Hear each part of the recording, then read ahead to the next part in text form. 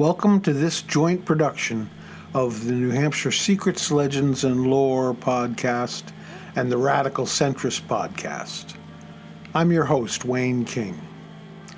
It's not often that we feel compelled to do a podcast that's joint between the two main podcasts here at Anamaki Studios.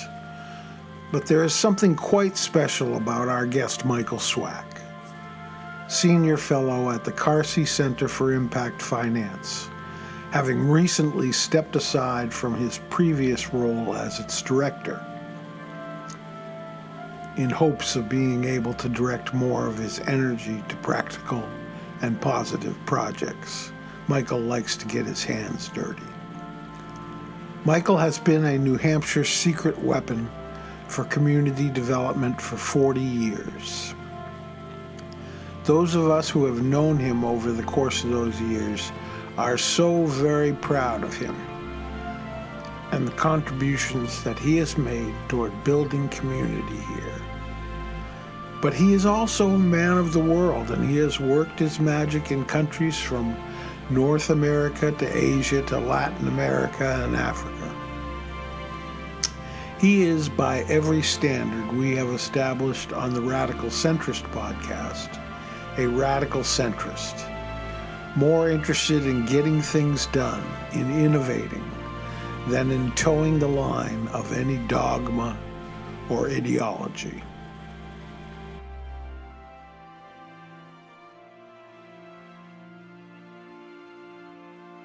In a sense, it's a moment for the community development finance because they've had a lot of success, a lot of new investors. And I think that's important is that whatever the government has invested through programs like at Treasury and HUD and all that has been exceeded quite a bit by private sector investment. That is, this is the best of government, which is how to use government funds to fill a gap, but to create an opportunity for the private sector to invest alongside, because the government's never going to have enough money to address the private sector needs to be investing in community development projects. They need to be investing in affordable housing and small business and community health centers and all those sorts of things. The best the public sector can do is leverage that and support the organizations that can attract investment from the private sector. That is the voice of Michael Swack. Now, Michael Swack is probably not a name that sets off a lot of bells and whistles with most folks. But for more than 40 years, he has been the brains behind some of the most innovative and empowering ideas for community economic development and finance, not only here in New Hampshire, where we're based, but nationally. In other words, he's a superstar, but a superstar without a superego. His joy, what gets him out of bed every day raring to go, is his work and the powerful understanding that his actions are making a difference in the lives of those too often overlooked when it comes to building community and equity in our future. Now, all of us have a short list of people in our lives whom we have met and immediately realized that we were in the presence of someone very unique and talented. For me, Michael Swack is one of those people. I've known Michael now for more than 40 years. We were founding members of the New Hampshire Community Loan Fund Board of Directors, one of the very first nonprofit loan funds in America, helping low-income families purchase and manage their cooperative housing. I was the prime sponsor of two key pieces of legislation that Michael, along with two other giants in my eyes, Elliot Berry and Julie Eads, were the brains behind. To this day, those two bills that both became law, along with New Hampshire's first homeless shelter legislation, are among the laws of which I am most proud. But the thing about Michael is that he's never satisfied, and his brain is always looking beyond today for the next series of ideas to achieve even more. All this is not to say that Michael is simply a tinkerer, because among professionals in his field, he is in fact a superstar, and he sets off all of those bells and whistles I spoke of before, because Michael Swack is a pioneer in the field of community development, who never rests on his laurels. To dispense with the tinkerer analogy, and to make it even more silly, I suppose, but meaningful, he is the ever-ready bunny of community economic development. His gears always seem to be turning, ferreting out ideas that use public and charitable dollars to leverage private sector investment, all in the name of benefiting the hub of our lives, our communities, and more specifically, the people of those communities. That's why in 2019, the National Opportunity Finance Network awarded Michael the industry's highest individual honor, the 2019 Ned Gramlich Lifetime Achievement Award for Responsible Finance. Then in 2021, Michael was appointed by President Biden to the U.S. Department of Treasury's Community Development Advisory Board, a position he has recently been reappointed to by the President. It's also why his position as a professor at UNH and as the founder of the Center for Impact Finance at the Carsey School is the ideal spot for him. Teaching others is the next best thing to cloning himself. Michael received his doctorate degree from Columbia University, his master's degree from Harvard, and his bachelor's degree from the University of Wisconsin in Madison. Back in the 1990s, as a result of a piece that I had written in the Christian Science Monitor, I had been asked by the Ford Foundation to put together a team of people to introduce the civil society community in West Africa to the internet, and to train them in both computer skills as well as management skills to help enhance their effectiveness. In those days, everywhere I went in West Africa, I kept hearing about the community development program at Southern New Hampshire University. I finally asked someone to tell me who was the head of that program, and it was not a surprise to learn that it was none other than Michael Swack. He was the founder and former dean of the School of Community Economic Development at Southern New Hampshire University before he moved on to Carsey. He has been involved in the design, implementation, and management of a number of community development lending and investment institutions, both inside and outside the United States. He was the first chairman and served for 17 years as a board member of the New Hampshire Community Development Finance Authority, the state chartered equity fund for community economic development ventures and projects that we had first worked on together. He is the founding president and a current board member of the New Hampshire Community Loan Fund. He was a founding board member of the National Association of Community Development Loan Funds, now the Opportunity Finance Network.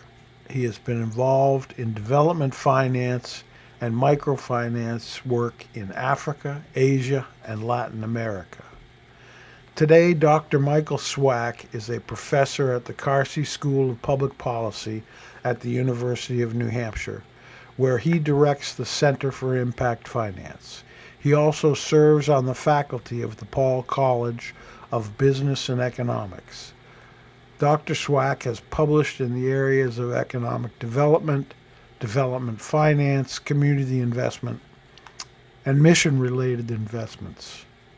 I could read you off a list of his publications and other honors, but that might mask the one thing that I want most to convey to you about Michael Swack: that he is a man who cares deeply about making the world, or his piece of it at least, work for everyone, irrespective of their station in life.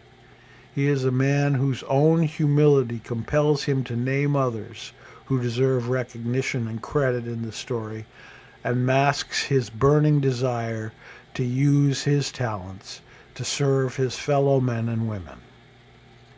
I am honored and pleased to speak with Michael about his life's work. Here's my conversation with Dr. Michael Swack.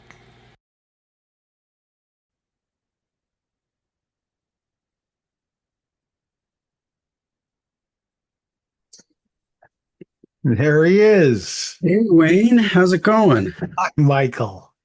It's great to see you. Yeah, great to see you too. Yeah, it's been a while. It has been, yeah. So I have to hear what you've been up to as well. Well, not a whole lot to report. I'm I'm trying to get back into Africa at the moment, but finding the environment for getting grants has changed pretty dramatically in the last 10 years.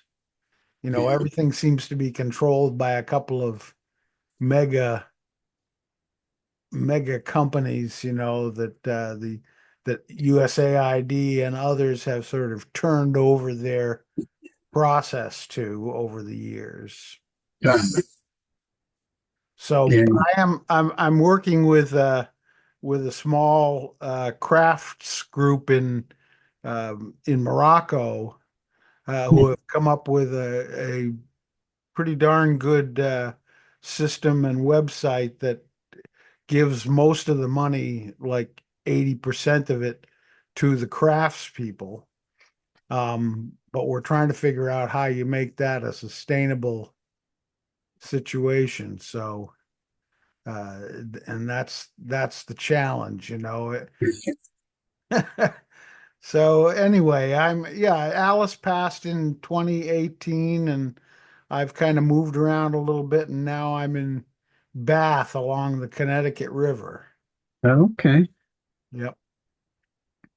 So, and you, I'm not gonna take the time this morning when we talk to go over your uh, extensive resume because well, the fact is, I'll wax poetic before at the introduction that I do for the podcast when the time comes. But the the you know, you and I have been we've traveled in some of the same circles over the years, and even when I didn't expect to uh, to hear about Michael Swack, I often did when I was doing work for the Ford Foundation in West Africa, bringing the internet to the NGO community there. I the university in the United States that I heard about all the time was not Harvard or Dartmouth, or it was Southern New Hampshire University. You know, young people in West Africa wanted to be able to go to Southern New Hampshire University, and specifically for the community development program there. And then Yeah, I we had a asked lot of somebody, and then I asked somebody, so who's the head of that? And they said, a really nice guy named Michael Swack. And I said, oh Yes. my gosh, that's incredible. Yeah, we had a lot of great students from all over West Africa, East Africa as well. Yeah. And yeah, that was pretty exciting times then. I mean, I've been at UNH now 16 years. When I made the move, although Southern New Hampshire University, for reasons I don't know since I wasn't there, stopped the program. And so we started it at UNH again, a very similar program that we're now have been running at UNH the past, I don't know, 14 years or so. Huh.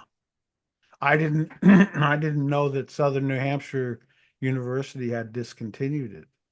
Yeah, I'm not sure why. When I left, I mean, enrollments were strong, and when I left, it was because it was just so much administrative work, and it wasn't, I wasn't able to do as much of the fun stuff anymore, which is, working with students and working on projects and doing applied work, which is, I moved to New Hampshire to UNH just after the Carsey Institute was established. And, within a couple of years after I learned that SNHU had discontinued the program, started a new academic program at UNH, which is very similar in terms of who we recruit. And because of COVID now, the program is all online and remote, which is in a sense too bad. I mean, you really lose some of the connection that you have to students when you actually see them and can hang out with them. And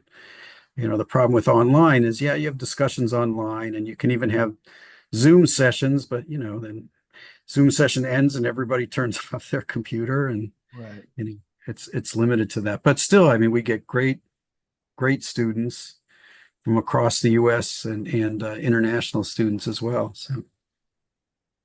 So, Michael, you and I, were I was a new state legislator, wet behind the ears, and along with my lifelong friend Michael Hutchings, who worked with you on a number of initiatives when we were in the legislature, and including us being on the board together of the community The loan fund. opportunity to purchase law you were behind. Right.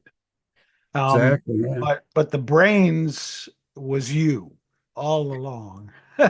Well, I mean, there were a number of people. I mean, Elliot Berry, Elliot remember Berry, yeah. him? He did terrific work on the legal issues and that opportunity to purchase. And of course, Julie, who's retired now, I just actually exchanged emails with her earlier this week, because we're interviewed we are both involved in creating what's called the Opportunity Finance Network now, which is a network of hundreds of different organizations similar to the New Hampshire Community Loan Fund, community development financial institutions. They're having their 40th anniversary party next month, and Julie and I were both co-founders of that organization. So it's strange to be sitting here thinking, yeah, we're talking about stuff 40 years ago now. But I remembered your involvement very much in the CDFA and the opportunity to purchase. I mean, one of the things that I admired about you was maybe it comes from the part of the state you're from, but very pragmatic. A Democrat at the time in an institution dominated by Republicans, but still able to get stuff done. And the other person I associate with someone who would was a member of a political party, but not partisan at all. And it was Ray Burton, who also, Ray knew how to get things done. And, he sort of didn't care what you called him. He was very pragmatic and knowledgeable and would talk to anyone. And, I saw you in the same light as someone who, was pragmatic and practical and figured out how to get things done. Ray was my mentor. In fact, Uh-huh. you'll get a kick out of this. Um, One day, Michael Hutchings and I, we had just met, and we were sitting in front of the Union Building at Plymouth State, and Ray Burton walked up to us, and he reached into his pocket and pulled out $2, and he gave $1 to each of us. And we said, "What's this?" And he said, "This is for you to go down and register to run for the legislature." That's funny. that's how we got started. Well, anyway, so I mean, if when I look back on those early days of trying to deal with these kinds of community development, financing issues and housing issues, you are the person who most prominently comes to my mind, and so you've had a long, long history, Michael Swack, of working on this issue. You really were a pioneer um, in it. Talk a little bit about how you got involved in the first place in it. Yeah, well, I'd been interested in community development and particularly in community development finance. A funny story of how I initially got started was actually getting in a little bit of trouble initially. I was as an undergraduate. I did my undergraduate studies at the University of Wisconsin in Madison, and I lived in cooperative housing, which was pretty popular on the UW campus at that time. And when I moved into the first cooperative house, there was a organization called Madison Community Cooperative, which is sort of a consortium of different cooperatives around the general area, the city and the county, which there were a number of housing cooperatives, which included housing that students lived in, but also other. But there was an auto mechanic cooperative, and there were food cooperatives, and there was a real cooperative tradition in Wisconsin and the state as a whole. I mean, farmers had formed cooperatives. At any rate, I was living in one of these houses, and the way that the governance worked is that it rotated so that different cooperatives would have the opportunity to nominate somebody to the board um, in rotating years. And the cooperative I was living in that year, it was our turn to nominate and have a representative on the board of Madison Community Cooperative. And so we had a meeting of the residents of the house, and it was like, well, who wants to be on the Madison Community Co-op board? And it was like one of those old cartoons, where there's a sergeant and a bunch of dogs who are soldiers lined up, and the sergeant says, I'm looking for one volunteer, and everybody else in the line takes one step backwards. And so you're the person standing there, and so it was like, all right, I'll do it. I don't know much about this. At any rate, I joined within a year. The person who was director of the organization left, and they were looking for an interim director. And again, I happened to sort of volunteer for that. And as part of taking on that work, one of the things that we were looking at was that there was a real opportunity in the real estate market in Madison because prices were really pretty low, and when you looked at rents, they were sort of out of sync. I mean, we don't see that these days anywhere, but what I figured out pretty quickly was if you looked at the price of buying certain buildings, even when you paid all the operating costs and any mortgage and anything like that, it was cheaper to buy than to rent. I mean, that somebody could live in a cooperative house and be paying less. The problem was we didn't have any money. And so, one of the things I thought of was, well, let's, how do you raise money? And I didn't know anything about this. I, was an undergraduate. I'd never taken a course in finance and didn't know anything about it. I went to the library and said, corporations raise money all the time. And I, looked at some books, and I took out a book on corporate bonds. And I read through the book, of which I, understood almost nothing. And the appendix was a securities offering, on a sample offering on how, what the legal documentation was to offer and raise money in the bond market. And I thought, well, we're a corporation, we could raise bonds. And so I essentially copied that documentation, and I put in our name, and I called the board. There's some real opportunities for us, but I looked in our checkbook this morning and there was like $8.26. So, we gotta like raise some money. And my idea is we'll sell corporate bonds.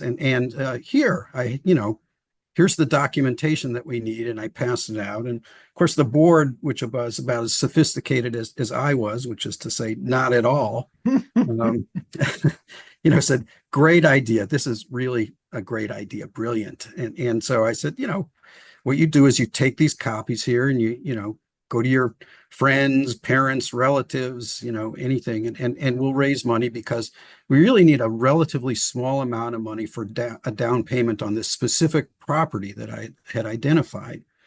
And everybody said, great idea. And we actually went out and, a couple of people sent in some money. About 2 days later, I was sitting in the office and I get a phone call. The phone rings, I pick it up. It's our lawyer. And he says to me, Michael, I heard a rumor. I'm sure it's not true, but I'm going to run it by you anyhow. And I said, sure, what? He said, well, the rumor is that MCC is on your advice is selling corporate bonds. And I said, oh yeah, that's true. Why? There's a long pause on the other end of the phone. And he said, Michael, the state of Wisconsin has laws to protect its citizens from people like you.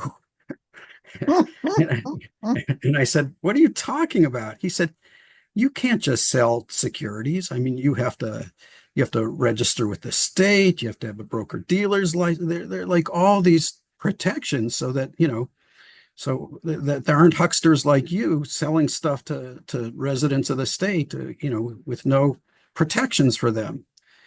And I said to him, but what we're doing, there's nothing illegal about what we're doing. We're raising money to buy real estate. That's a perfectly legal activity. You're our lawyer, so figure it out. And he did what he, said was, first of all, tear up, shred all that stuff that you've done.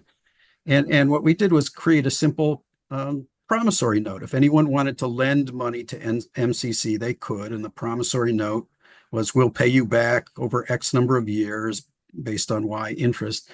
But, interestingly, it was sort of my first experience that later, not that much longer, came in handy when we were starting the Community Loan Fund.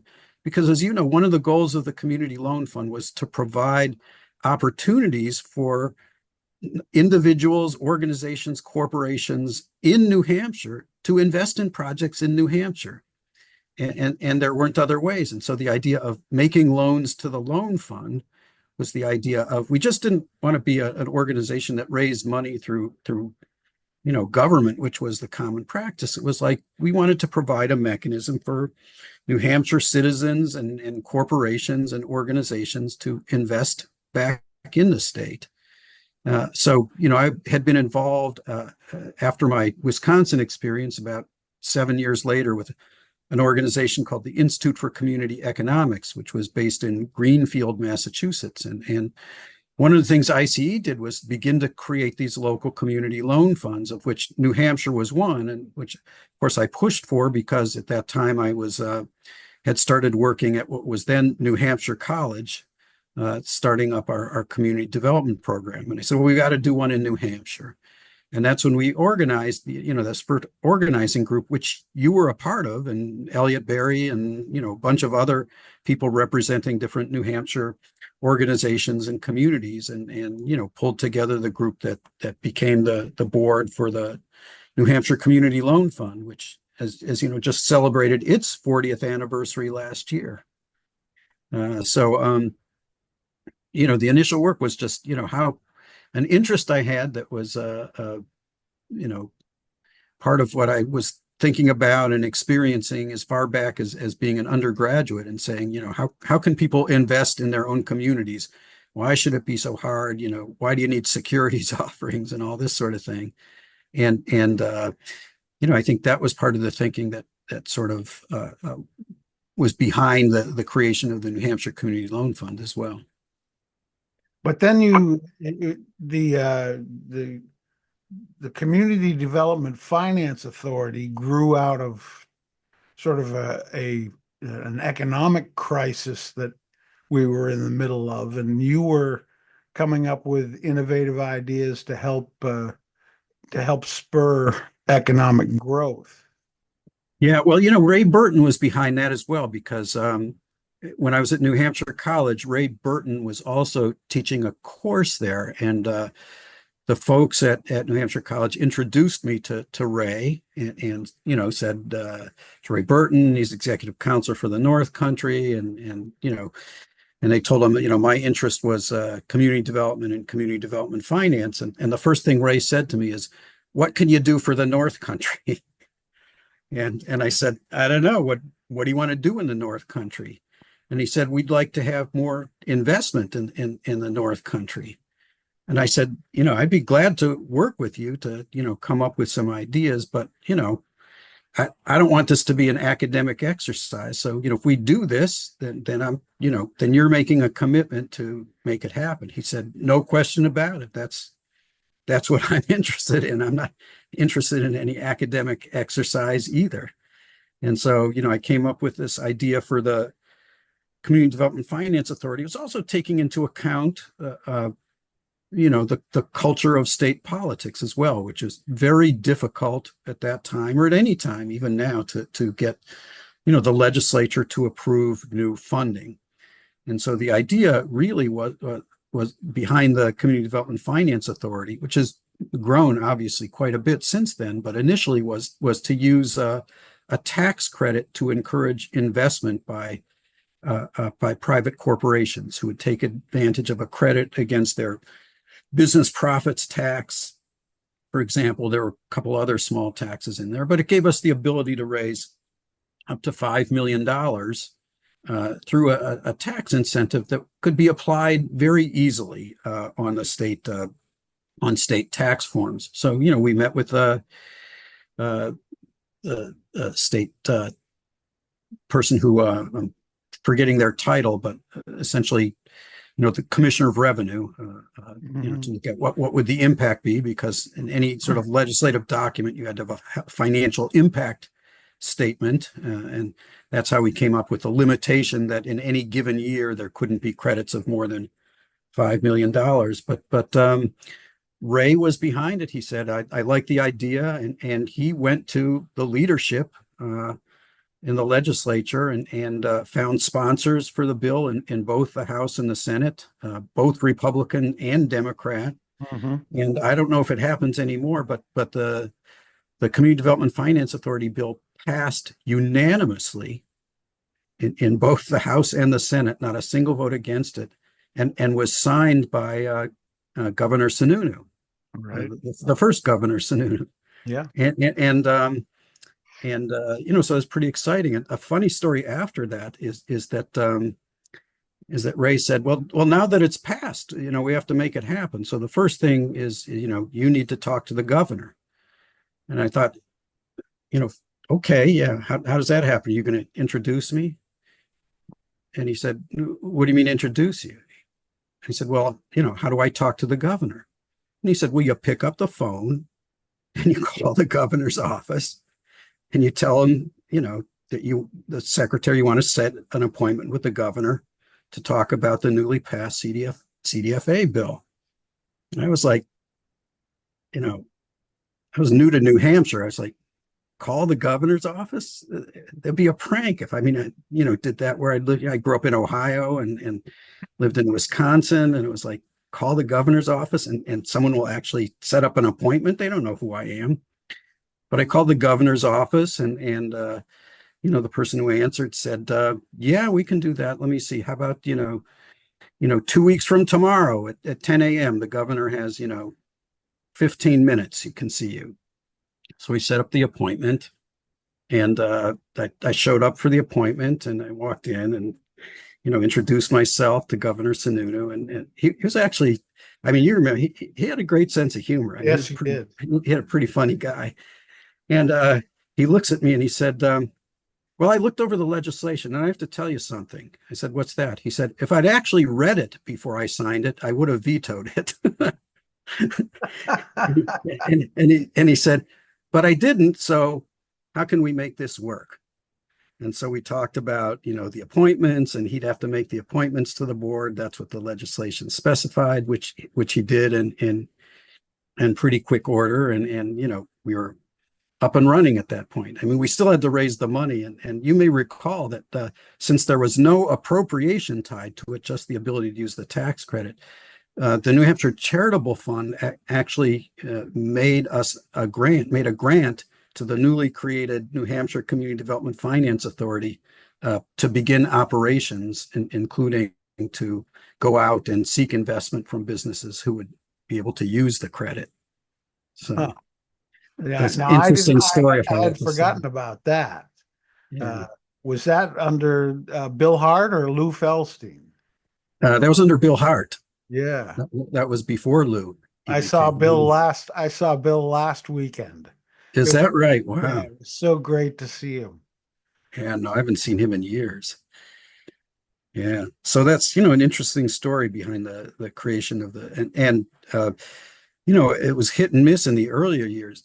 I was chair for a while, and it was tough initially to raise the funds, to convince businesses, but eventually we did. We got some investments, and it's grown. The CDFA took over some of the responsibilities of the old Office of State Planning that used to exist, and also they run the federal Community Development Block Grant Program runs through the CDFA. So they have a number of programs now, and is really a pretty dynamic organization. And the idea of using the state tax credits and the ability to even make equity investments was something that's been copied by several states in terms of Right. sort of a very entrepreneurial type of state agency. Yeah, it was really cutting edge stuff that you were helping to create at that time. So tell us about the Carsey Center and in addition how you ended up there. Yeah, well, it was I'd been at what became Southern New Hampshire University for a long time, and was dean of the School of Community Economic Development there, which was a great job. And it was just what precipitated the change is I got a call from Mill Duncan, who was the first director of what was then the Carsey Institute, now the Carsey School.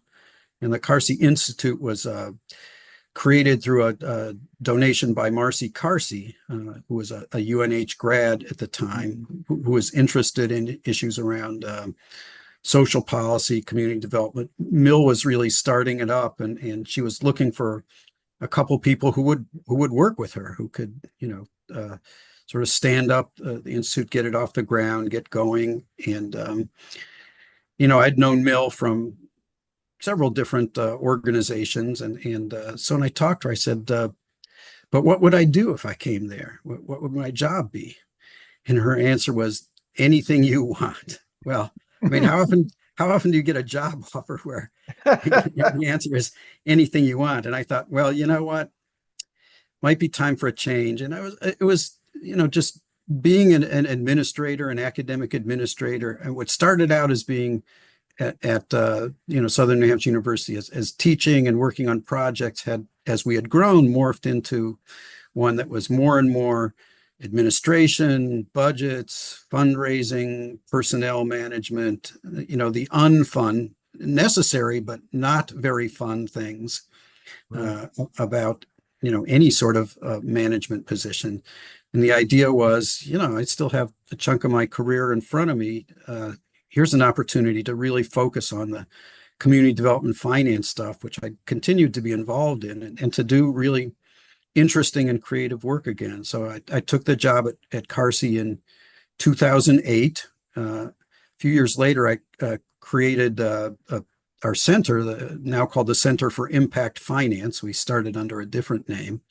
And the Center for Impact Finance, now we do a lot of work, mostly national. We do some work in New Hampshire. We have a really interesting project that we're doing with the New Hampshire Hospital Association on social drivers of health, and working also with the Community Loan Fund, but also with Steve Annan. I don't know if you know Steve, really good guy who heads up the New Hampshire Hospital Association. We're working on that, but we have a number of projects, including we're actively involved in training both developers and lenders on clean energy lending. As you know, a lot of federal money as well as private money is going into, transition to clean energy. And of course, one of our interests is how do we make sure that low and moderate income people aren't left out? Hmm. They're not the ones who are going to spend $25,000 to put solar on their rooftops. How do we make sure that we have, community solar and access to clean solar? And in fact, the Community Loan Fund's done a couple projects in installing community solar in manufactured housing parks, which is a way of really ensuring that the benefits go directly to the residents and homeowners in the park who otherwise wouldn't be able to invest, but realize not just the health benefits from clean energy, but they're saving money. The energy costs less. So a lot of our work now is focused on how to make sure that the benefits, health benefits, savings benefits, environmental benefits of clean energy go to people who wouldn't otherwise have that opportunity. How do you work with developers? How do you finance it? And how do you make sure that the benefits are going where they need to go? So that's a lot of our work now, but we're also doing a lot of work around the country. I was actually just recently reappointed, actually just yesterday, to by President Biden to the Department of Treasury Advisory Board that advises Treasury on its investments in community development, Wow. community development finance. And so the field as a whole of community development finance over the last 40 years has grown significantly. There over 1,400 organizations like the New Hampshire Community Loan Fund, including a couple others in the state of New Hampshire, all across the country now. And major banks invest in these institutions, and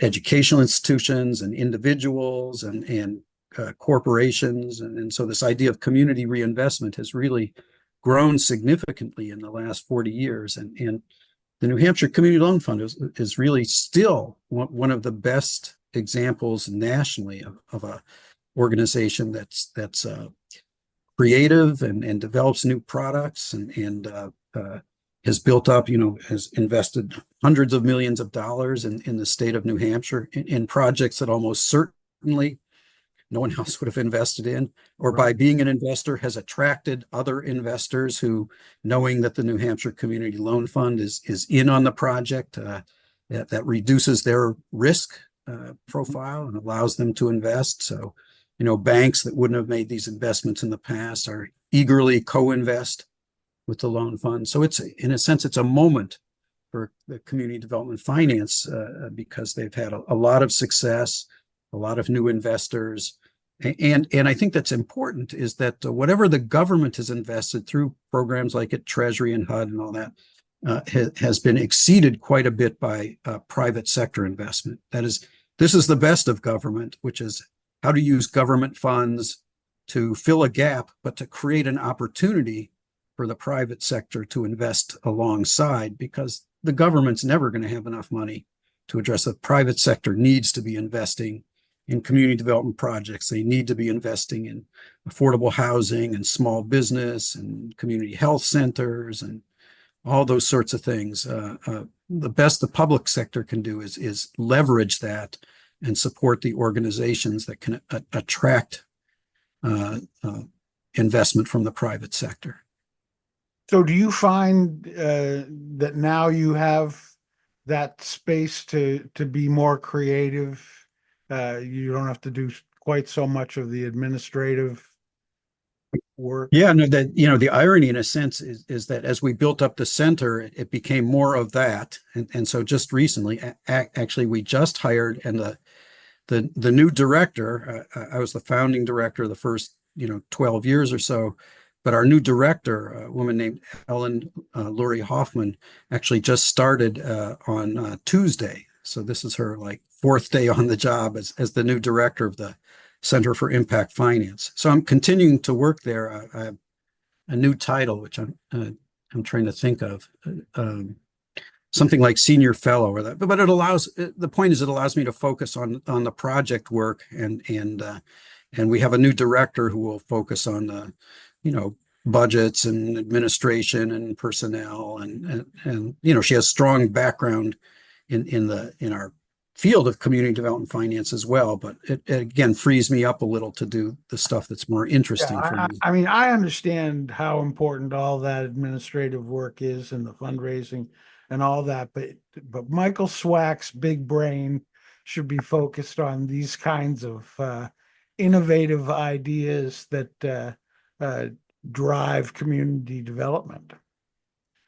Yeah, well, that's the fun part of the work Right. is making, is the practical, the applied stuff, the working with people to make things happen. So again, I mean, I go back in time, and that's my strongest memory of you too, is when you can work on a political situation, and I have in many instances, you try and find people who have that practical approach. Say, yeah, let's figure out how we can get this done, and people who can, talk across the aisle and generate the votes and make sure it gets through the committee hearings and gets to, all the internal process, which is so important. And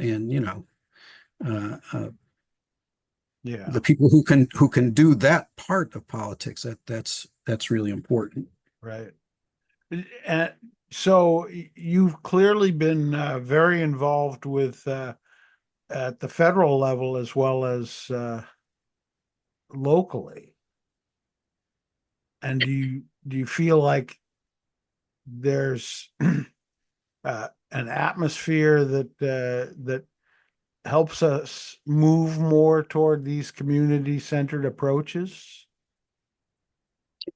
Well, I think what's been really helpful is over the years, the different institutions like the New Hampshire Community Loan Fund and others, like I said, there are over 1,400 of them now.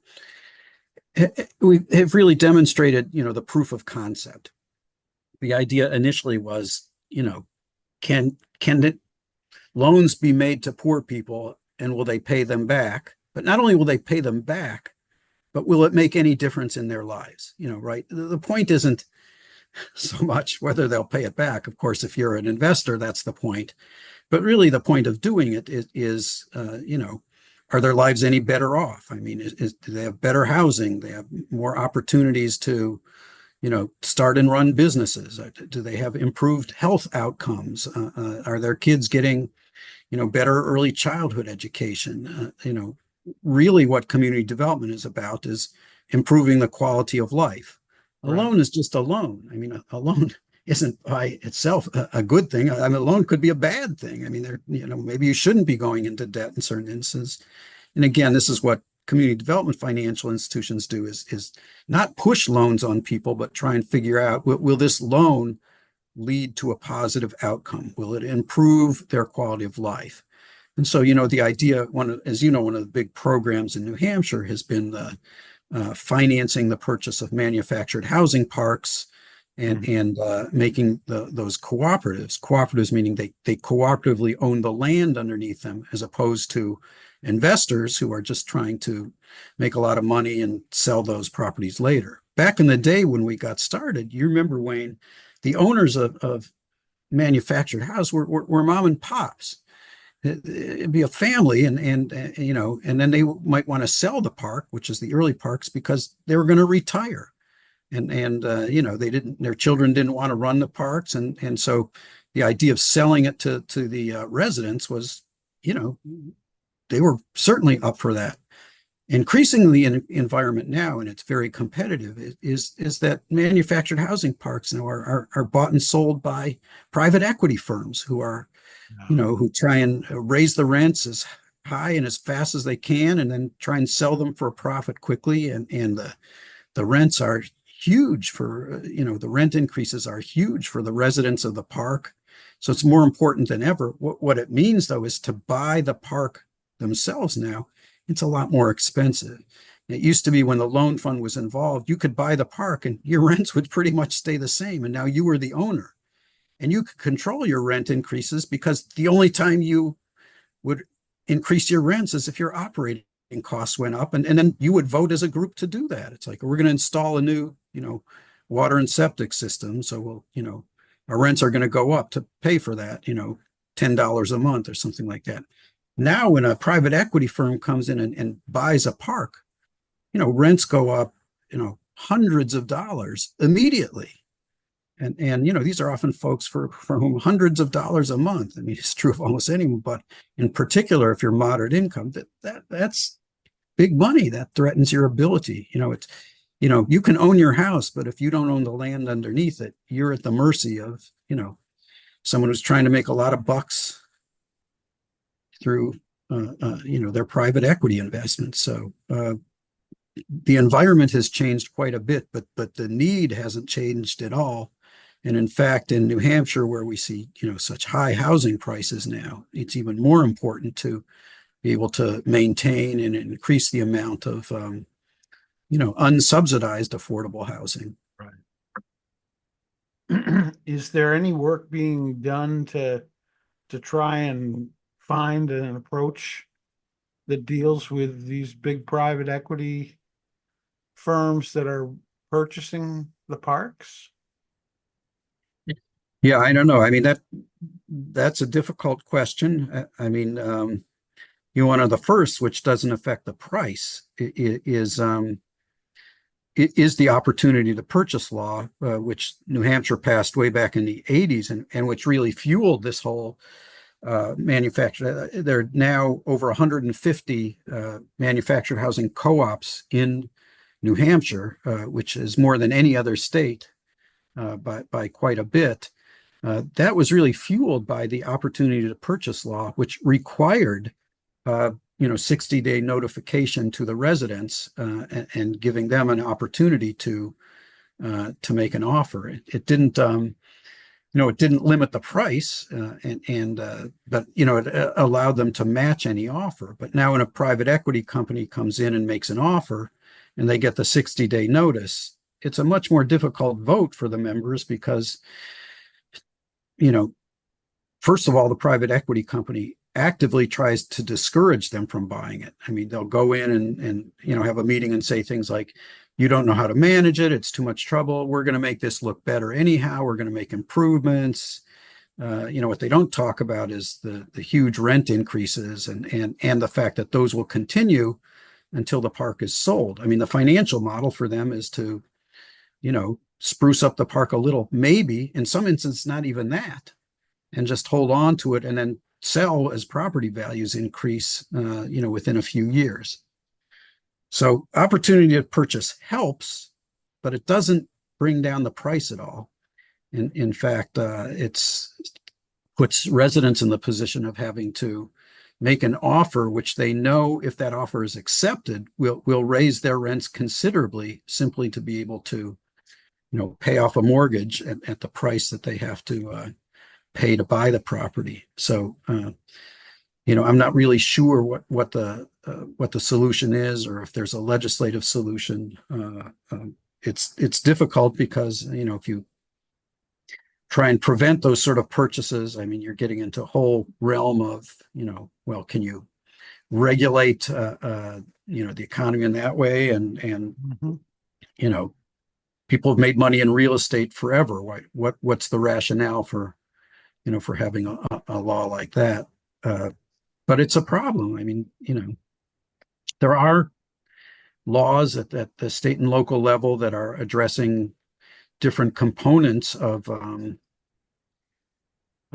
housing prices. I mean, and you've read it too, I'm sure. And New Hampshire had a commission that was put together that made a report, the Council on Housing Stability Plan and all that sort of thing. But there are limitations. In some cities, you see limitations, for example, on Airbnb, which has driven up rental prices because people have learned they can buy properties and make more money, renting them out at higher prices on weekends than and during the year. So there are ways that government can limit and affect the price of housing, but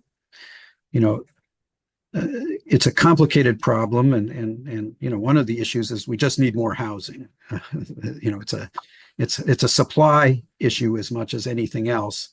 And the question is, what are the impediments to increasing the supply, whether those are financing impediments or regulatory impediments or zoning, which is a form of regulation impediments. There are multiple reasons why we're struggling so much with affordable housing in New Hampshire.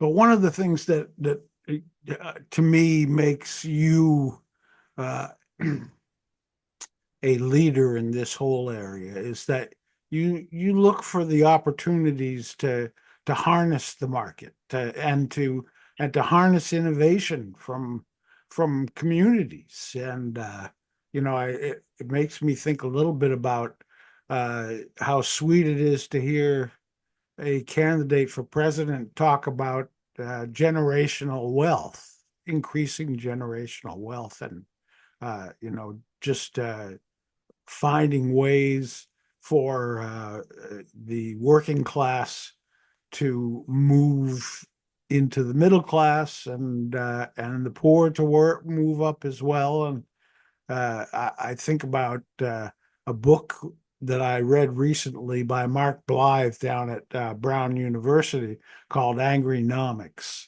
which is a very innovative approach to public financing. And if you haven't read that, I recommend it to you. Um, at any rate, what was it about your education, or your thinking, that drove you toward this much more sort of focused on harnessing the market model? Yeah, I think a lot of it is just the issue, and this is something that even children understand, which is what's fair. A 5-year-old child understands. They even say that's not fair. You get a conception of what's fair in society pretty early in your life. It may be fairly simplistic, but it's a concept that you grasp pretty early, and often children have a better sense of what's fair than adults do in many instances. Yeah. But the different models, I mean, like you said, what I mentioned is, but is that one of the basic elements of the model of the manufactured housing cooperatives is that it limits your ability to sell the land. And that has interesting consequences. That is, there's an equity limitation clause. The co-op residents can't sell the land from underneath each other. That is, they can't have a vote. And that's one of the things that keeps it affordable. I mean, one of the major drivers of cost of affordable housing is the cost of land, Right. Which is so expensive. And so what you're doing in these manufactured housing parks or in land trusts, which are a model that community land trusts that many state and local governments are looking at now, is how can you limit the appreciation that goes wild, which is what makes it unaffordable for the next generation. It's why our children and grandchildren can't afford to buy a house, is because it's so much more expensive now than when we bought houses, that they can't begin to afford it. Well, it's because land is seen as a commodity that's bought and sold. It's not seen as a house is no longer seen as a place to live with stability. And you even hearing people talking about, how much my house is worth now, and it's like, but to you, it's worth it only as a place to live. I mean, if you sold it, then where would you live? Right. Where else would you buy that would, it's like, so people have these fantasies about how much it's worth, but yeah, maybe if you're going to, retire and eventually die, and, you don't have children or anything like that. But even so, the equity limitation clause is important, because what it says is, the real value should be in the labor you've put into it, the improvements you put into it. Any value increase in value you realize from the market is as much value created by your neighbors as you. It's a good place to live. If you move that house somewhere else, it would be worth less, for example. So a lot of the models we look at, which come into conflict in some ways, some people say, yeah, part of our system is make as much money as you can and buy and sell whatever you can. The problem we run into is when there's a strong profit motive behind things that people need. Look at the wreckage of the health system in Massachusetts now with the Steward Hospital system, which you've probably followed, which private equity bought these hospitals, stripped them of all their assets, sold their land, and then the hospitals went under, and no, you've taken away the healthcare access to thousands of people Hmm. in the name of a system that's simply trying to make profits for its shareholders. I think profits are fine, but when profitability is the motive behind things that people need to live, you need a house, you need a place to live, you need access to healthcare, you need education. This is what community development often focuses on. If the profit motive drives all of that, then it denies people access to what they need for quality of life. You need a decent, affordable place to live. If it's subject to the vagaries of buyers and sellers of land simply to make profit, like the private equity firms that are buying up affordable housing and making it unaffordable, where do folks live? Or if you take away the community hospitals that provide the basic health care to people because you think you can drive more profit from them, and then you go bankrupt and they don't have anything, why is that a good idea? Why should the profit motive be the driving force behind the things that people need? So the models we've looked at have tried to balance that. One of the really interesting outcomes of the manufactured housing is that you still own your house in a co-op park. You own your house, but you collectively, with the other members of the park, own the land. So you're forming a corporation that owns the land, and you're essentially renting from yourself. So you own your own house. When you sell your house, you can buy and sell it to anyone at any price you can get. What they're buying into is they become a member of the co-op that owns the land underneath them, and they can make decisions about property management and any increases. The irony, although when you think about it, it makes sense, is if you own a house in a park owned by its members in a co-op, that house is worth more than a similar house in a park owned by a private equity firm. You're actually, and when you think about it, the reason is because you have stability. If you're going to sell it, you're selling to the next person who's going to buy it, saying, look, you control your rent increases, and you'll only vote for a rent increase if your operating costs go up. There's no one else who can, if you buy in a park owned by a private equity, you don't have control over that. And interestingly, the market has factored that into the value. So there's actually economic value if you're looking to buy a house in a park to buying in a cooperatively owned park, because you have more control, and that control actually has a financial value. So when we look at these mechanisms of limiting equity appreciation of the land, or not allowing you to, a 25 to 24 person vote saying we're going to sell all our land because it's worth a lot more, you can't do that in these parks. But what you have is stability, and the value of your own house is actually higher. So I think that's a sort of interesting outcome that we hadn't really thought of beforehand when we're saying, let's maintain affordability for the next person who buys in. What we didn't realize is that's good for the homeowner too. Mm-hmm. Well, it seems to me what has always driven Michael Swack is summed up with the word community. Uh, that is the bottom line. But as you look at sort of not only the great arc of your life, but your ideas for the future, uh, what are areas that you think we need to focus on in terms of community development that will help us to build generational wealth for those who are not seeing that happen for themselves?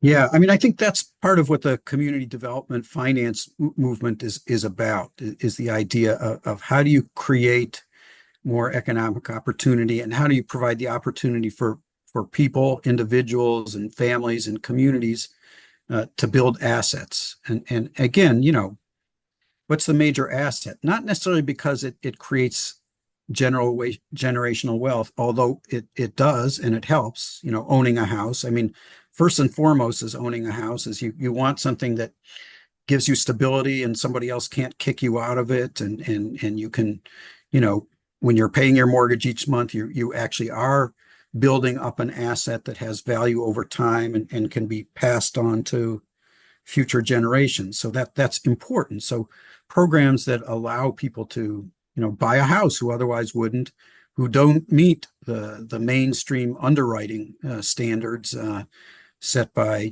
Fannie Mae or by the individual banks and credit unions that sell their loans to Fannie Mae.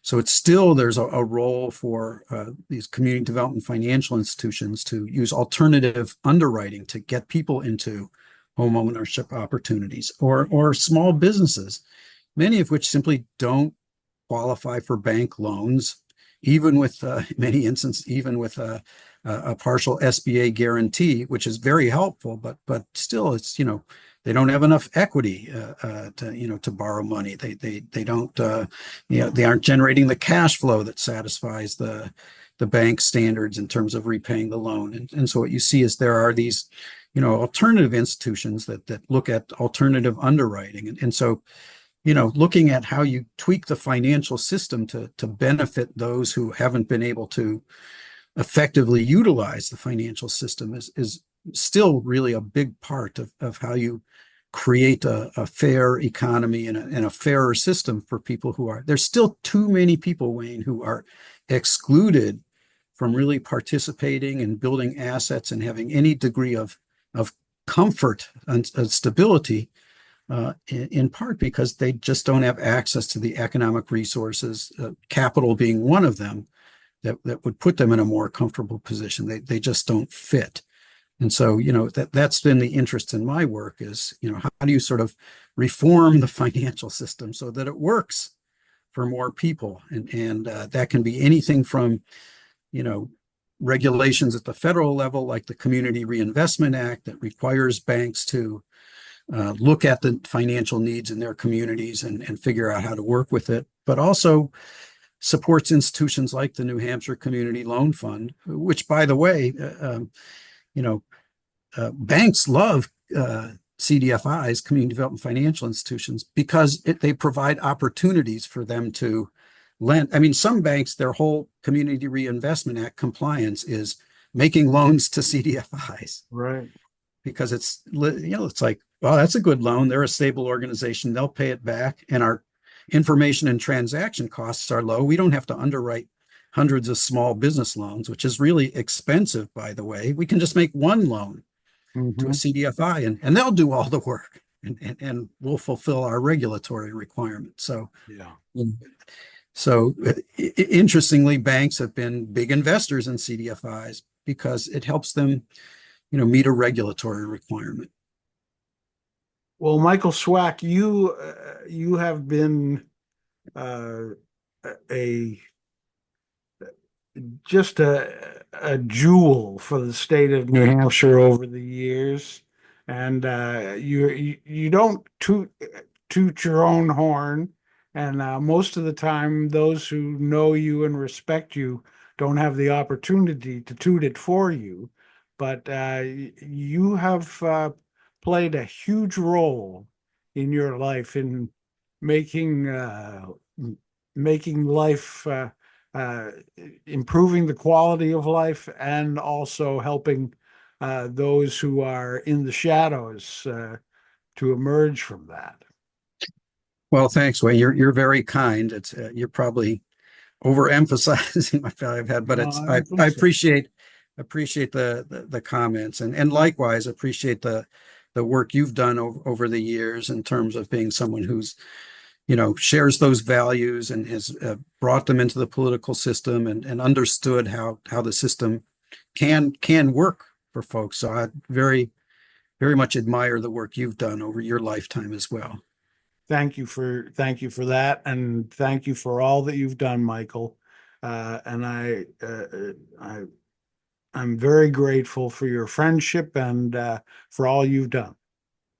Great. Thanks, Wayne. You take care. Okay, you too.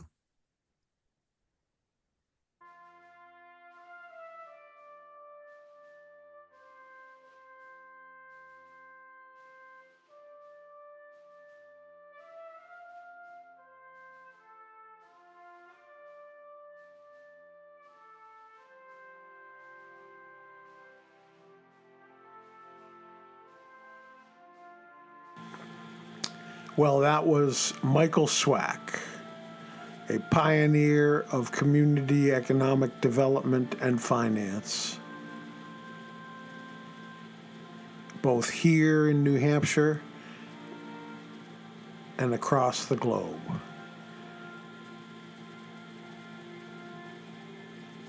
Michael mentioned two people who were instrumental in the early efforts, who I hope I will have the opportunity to interview in the near future. And perhaps he'll forward this podcast along to them so they'll hear me say that Elliot Berry, who was the head of New Hampshire Legal Assistance, and Juliana Eads, who was the director of the Community Loan Fund, were absolutely critical and fantastic in the efforts to establish those early community development finance projects, including the option to purchase for residents of mobile home parks that was ultimately expanded to other cooperatives.